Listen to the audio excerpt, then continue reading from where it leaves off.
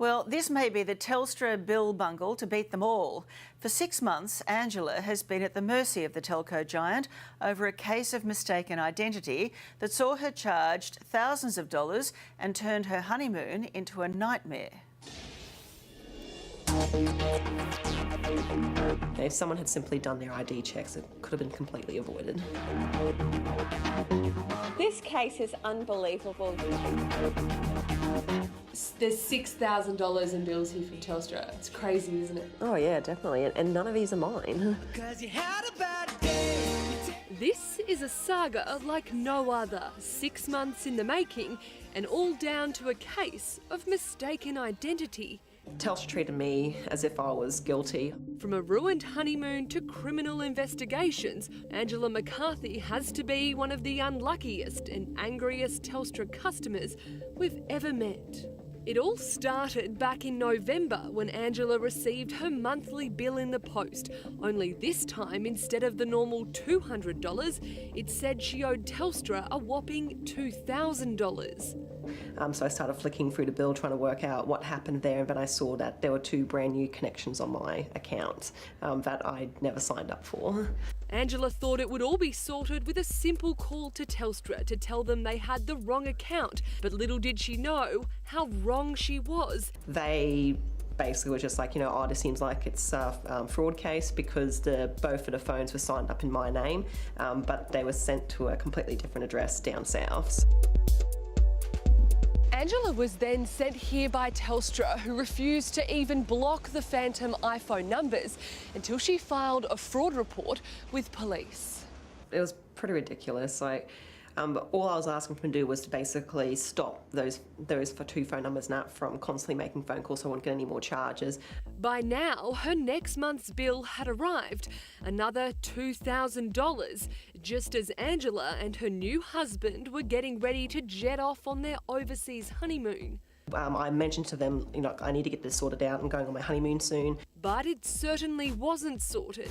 Instead, Angela had to spend her honeymoon in Japan on the phone to Telstra and the police. Anytime I'd spoke with them, it just made my day bad. If Telstra had gone through and kept the original promise of having it resolved before our honeymoon, I could have had a great time overseas. As soon as she got back, yet another bill arrived, still with thousands of dollars owing. To make matters worse, Telstra's debt department then also started chasing Angela for the payments. Getting harassed by the debt department, that was a real low point. It finally came to a head as police were about to issue a search warrant on a Gold Coast address for a person they thought was a fraudster.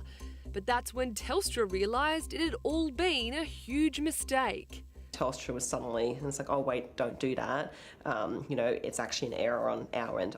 So how on earth did Angela get caught up in this sorry saga? Well, the Angela McCarthy in our story lives in Townsville, North Queensland.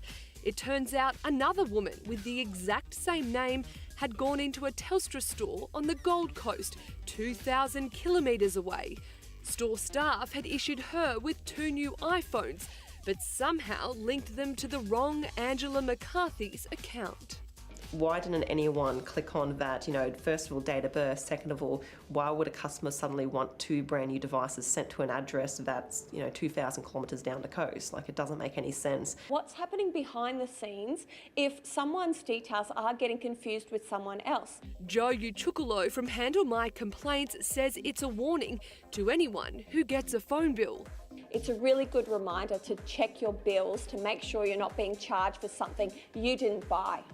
But unfortunately, Angela's bad run with Telstra didn't end there. Case manager went through, removed the services off my account, that was all fine.